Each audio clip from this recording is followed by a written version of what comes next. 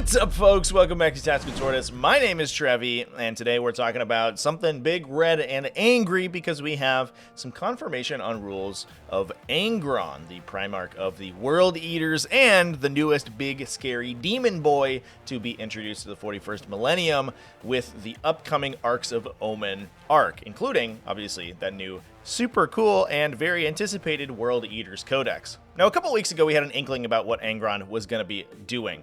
We saw some profiles for both his stat block and his weapon set, Samniarius and Spine Grinder, and I made a little short about it over on TacticalTortoisetv. I upload clips and shorts almost every day over there, so if you want a constant drip feed of Warhammer 40k content, in addition to VODs and gameplay and stuff like that, that all goes live over on that channel. You can go check that out. But I was a little bit trepidatious about this release because I wasn't sure if the stats that we saw were actually correct. In particular, Angron's stats didn't seem to really be in line with what I was expecting. I assumed that he would be similar in stats to a Bloodthirster, and instead he looks pretty different. A lot more like a Hive Tyrant, maybe. He's very similar to his brother Magnus, I think, in his base profile. But originally that was all we had. We had some stat blocks from his profile and we had his weapons, but that was it, alongside some other rumors about what he could be doing, potentially being returned to play from death using the new Blood Tithe mechanic that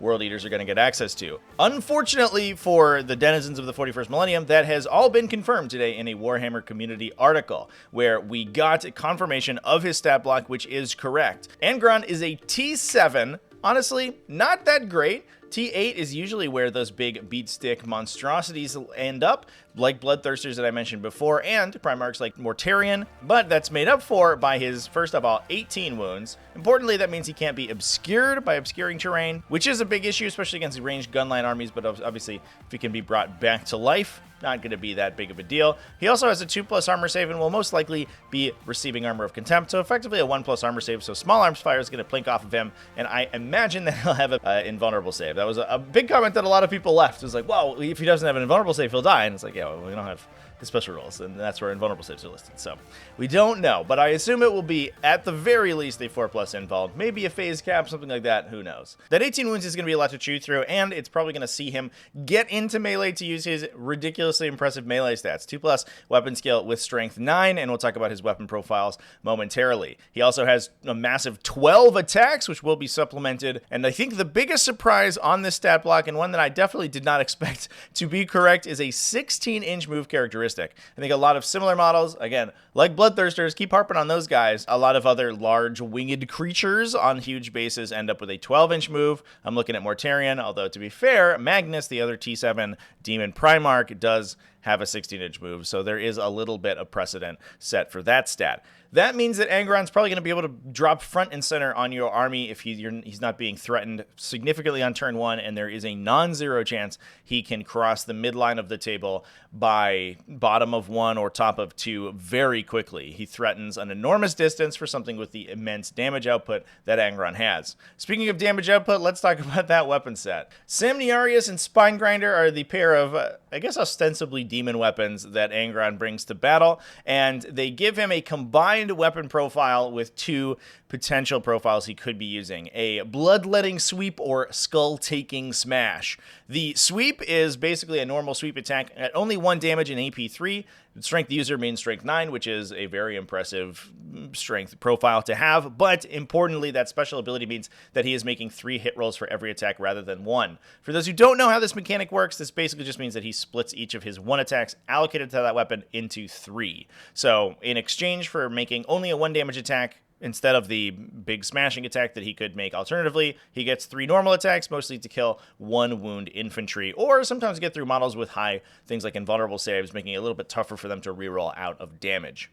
Although, with 12 attacks, I feel like you could just be smashing almost anything and have a pretty good chance of killing it. The other weapon profile is likewise absolutely insane. The Skull-Taking Smash, a +5 strength AP4 D3 +3 damage weapon that makes it a big strength 14, a very similar profile to something like a Redemptor Dreadnought. The difference being obviously that Angron has a base 12 attacks and a weapon skill of 2. One thing I like about the article is that they make a lot of comparisons to things that Angron could be killing in a single turn. He could kill, on average, something around 30 Imperial Guardsmen. He could kill almost 3 Leman Russ. And, I mean, I think the points at which he gets to that level of damage is pretty low.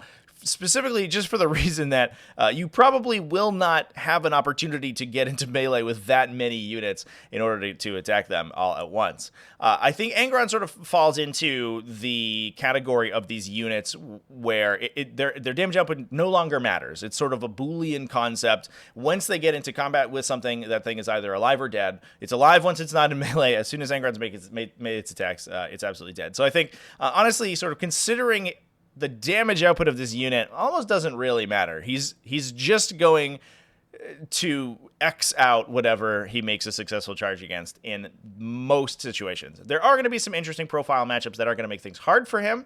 I'm thinking specifically about bricks of multi-wound infantry. We can talk about things like Chaos Space Marine Terminators. That's a very popular unit in the metagame right now, where you have a big Terminator brick. They have a trans-hitman effect on them, can only be hit on 4s, blank all rerolls, -1 to be wounded. So, and then on top of that, have an invulnerable save built in as well.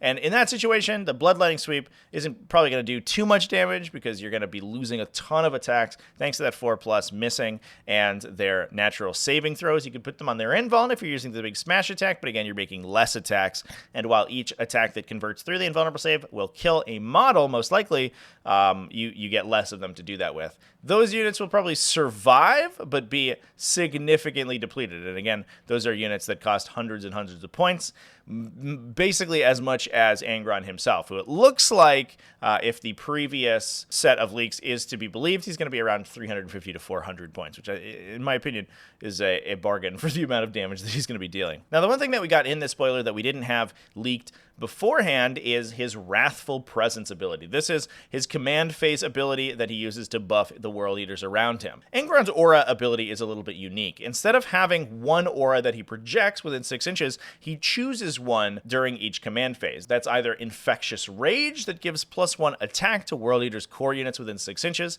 Definitely going to be helpful to buff up huge bricks of Khorne Berserkers. Maybe Jackals if they end up with the core keyword, I could see, if you have a ton of them. Glorious Bloodletting, this is probably the one that you choose most often, gives reroll hit rolls of 1 to any World Eaters unit. Importantly, it only affects melee attacks, so you can't use them to buff gun lines or something like that, but to be fair, it is World Eaters. I don't know how much gun lines you're going to be seeing. But obviously, that's also going to improve the efficiency of units like Khorne Berserkers that have a high base number of attacks. And the more attacks that you roll out over the breadth of the fight phase, the more reroll hit rolls of 1 matters more than +1 attack. I mean, last but certainly not least is a very cool tech piece. This is Righteous Slaughter.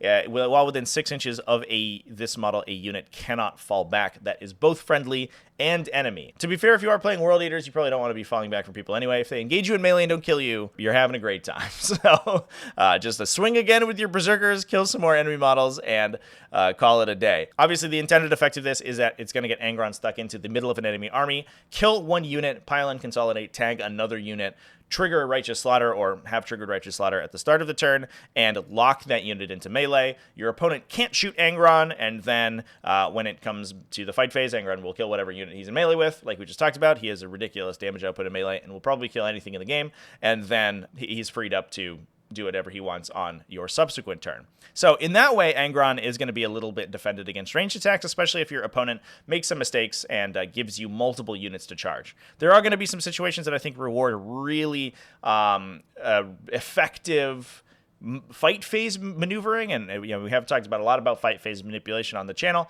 and if you are able to get Khorne Berserkers, piling and consolidating, do their combat move, and touch a lot of enemy units that are within 6 inches of Angron, locking everything in melee can make a vast majority of your army that's in the most dangerous position for your enemy immune to incoming shooting, which is going to be absolutely huge. I think this ability is going to be really powerful, and I do think Angron is going to end up being a little bit harder to kill than you would normally believe. While he will probably be susceptible to alpha strikes once he gets stuck into your army, especially if you haven't spread out enough, then Angron's basically just going to live there, I think. He's going to dig in like a tick, and if you don't have what it takes to kill him, then it's going to be a bad time for you. Now, towards the end of the article, we did get a little bit of a confirmation of another rumor that was going around.